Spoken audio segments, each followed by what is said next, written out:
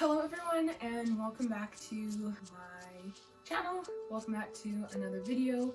If you are new here, my name is Marissa, and in today's video I will be taking you through the process of a corset that I made. This particular corset, it's based off of a bodice that I made for a dress, and another video will be coming out on that and the process of making that one. Also, with the colors that are in the top, it just kind of made sense to push this top to be finished for today's video in honor, in the spirit of Valentine's Day. So the top that I'm making, it's got like the red and the pink in it. I'll just be walking you through the process of the sewing and the construction of it. I personally have never really celebrated Valentine's Day outside of like elementary school, when you give everybody the cards, everybody gets like a little chocolate or whatever, so that they all know that they're loved and appreciated. So consider this video to be my gift to you.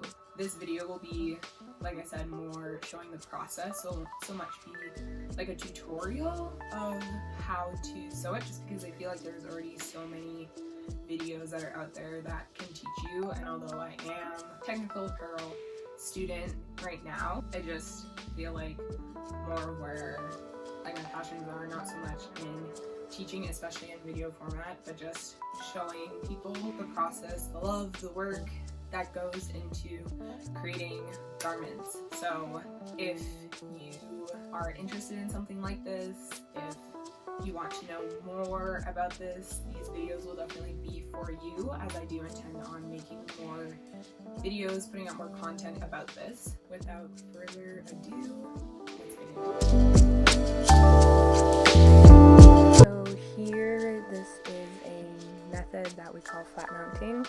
So I'm just taking the drapery fabric that I found for $1.50, and I'm flat mounting it with a running basting stitch onto the pellon so that it gives it added structure.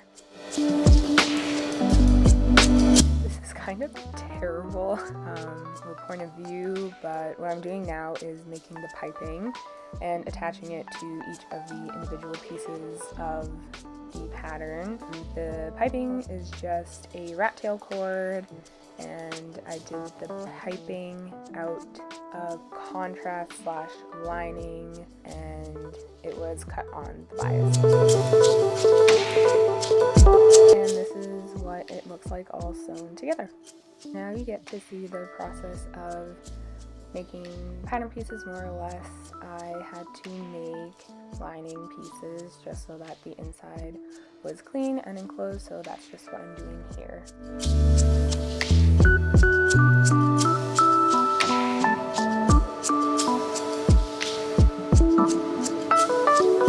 So these pieces are the facing pieces, and you want facing pieces just so that you don't see the lining coming up on the seams as you're wearing it. Just as you move, you don't want it to show.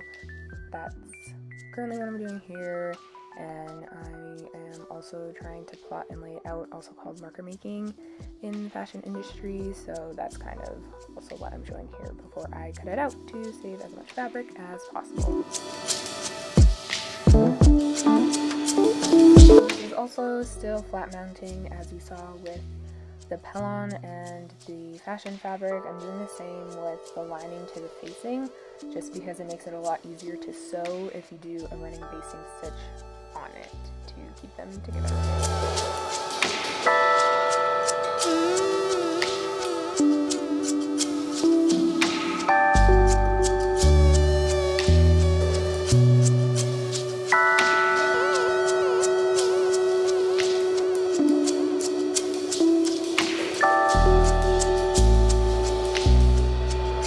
Here comes a little bit of a trickier part, sewing in the boning. What I did was basically just leave it in each of the seam allowances. I stitched it on top. Here I'm doing the curve, which can be a little bit of a headache, as you can get some puckers or folds on the other side. However, we had success the first time, which is always a big blessing.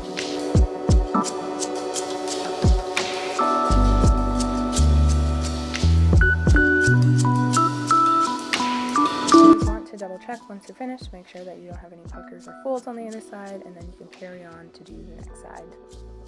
So here I am making the rouleau, which is the loops that I will be doing to close up and lace up the back. It's always a good idea to mark out the spacing on the other side, which I didn't do. I just kind of eyeballed it, but it ended up working. And you always want to hand wheel over all of your pins.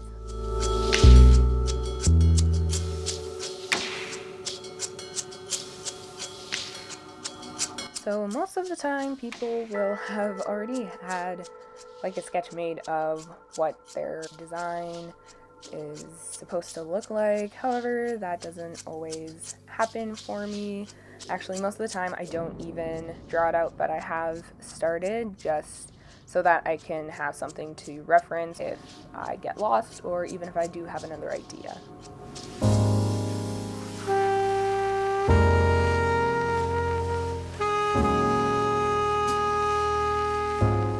So here I'm just cutting out the ruffles that will be used for the straps. I made the smaller ruffles about 5 centimeters, and then the bigger ones ended up being around 8. So here I'm just doing a ruled hem on the edge of the ruffles. It's not really a true rolled hem. I just pressed it or ironed it down once and then folded it over as I was sewing, just to kind of make that a little bit easier.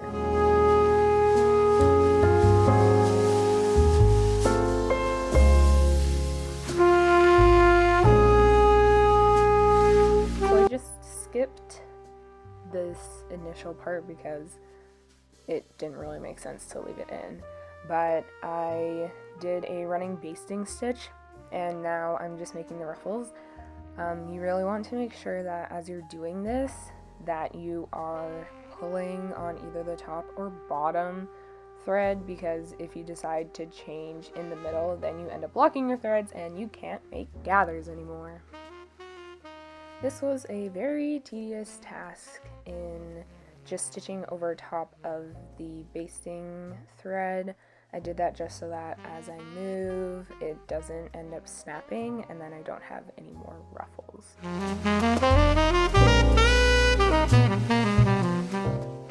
So I'm really not a fan of elastic, but I figured why not just give it a try. Yeah, it just, as you'll see, ended up being a waste of time. Today was no different. So this is kind of where we're at. I don't know if I like the ruffles here. I don't know, I'm not convinced. I only did that because the shorter length, I didn't have enough to do like the full length to kind of do like the curtain effect on the like sleeves or straps that I was planning on doing. So what she's looking like so far, and honestly, I am a fan of the ruffles. We'll just have to figure out what we do with them. So I'm at the point now where I just have to sew the lining to the outside of the top. It's not like I've paid money to know what to call the freaking outside of the top. Anyways, I have the modesty panel. It's just like sandwiched between the lining on the inside. I'm going to just do like a stitch all the way around the neckline, and then if I remember to change it to a basting stitch, which is like a longer stitch, which is like a minimum of like 4 millimeters, where the straps are going to be, so that it's easier to open up. So let's get to it.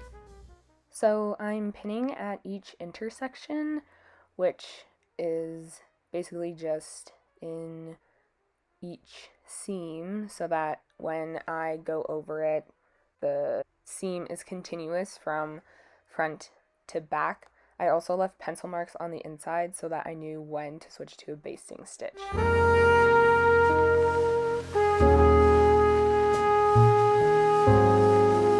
thought I would pause and just show you how I have my phone rigged up. So I have this teeny tiny little tripod. I have elastic holding her up, so that's what we have going on. I can't see anything. So I'm just turning it inside out. I put pins in at the intersections of the lining and the fashion fabric. That's what we're going with right now. When you turn it inside out, this is also where you find where you left all your pins.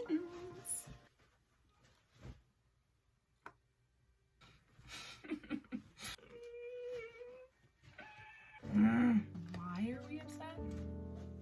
We're upset because we caught the modesty panel into the neckline. So every freaking sewer's favorite thing to do.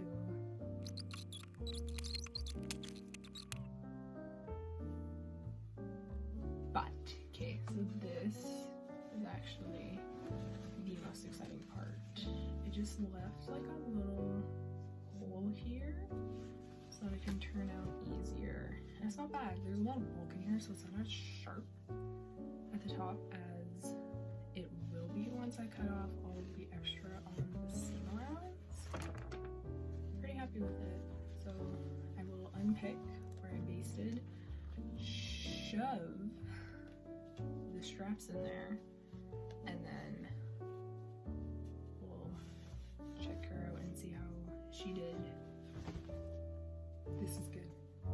Here I'm just pinning the bodice to the form so that I can see the placement of the straps and just unpick where I had basted.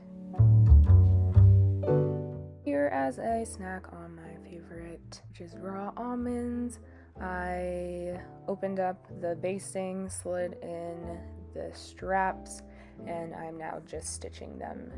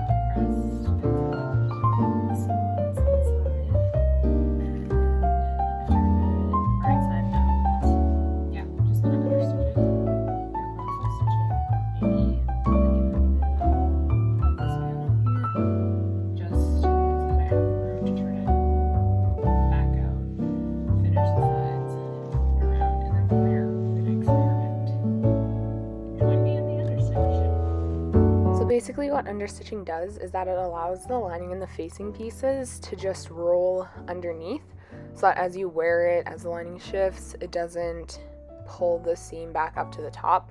So it's basically just a nice clean straight finish.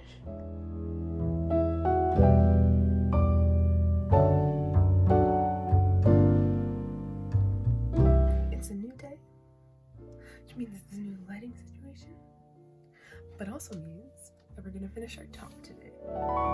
So in its almost nearly finished state, this is what it's looking like so far. I had stitched in the ditch, which is that lighter yellow thread that you see, because there was a clip showing that I, in fact, did not have enough. So now I'm just marking out about 1 center seam allowance to cut off, just because I'm going to finish with a bias binding, which is what you always want to do because you have added that length, so it will be longer if you don't cut off your added seam allowance.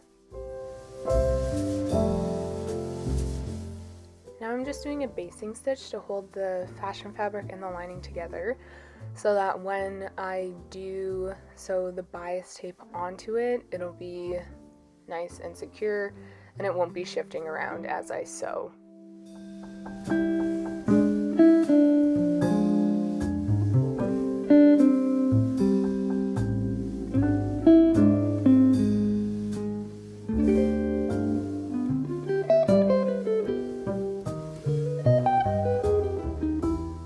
So quick fit check.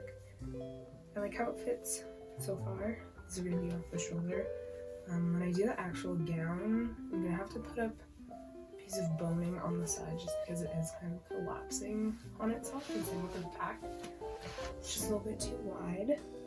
But this also didn't get as sharp and as pointy as I thought it would, which I think for my actual gown it doesn't really matter because I can fix that. But the back looks good as well. Lacing meets. So overall, pretty happy with it. Wow, if you have made it this far, give yourself a round of applause, because what a stretch. So we are just doing the finishing details. I decided to just hand sew the ruffles onto the neckline rather than doing a machine stitch, just because I didn't want it to either flatten it, be more troublesome in just catching the layers or whatever. So I just used a running stitch. It's not going to have that much wear on it either, so I feel like it'll be secure enough. I did some hand back stitching as well, just in case a thread does snap. It'll still hold up and it won't fall off.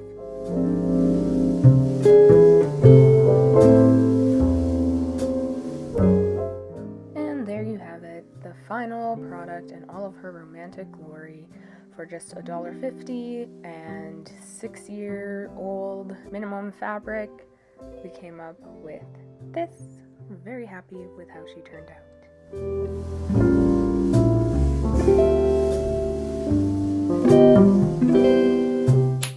Thank you so much for watching this video, especially if you made it to the end. If you made it this far, let me know by putting the little cherry blossom emoji in the comments.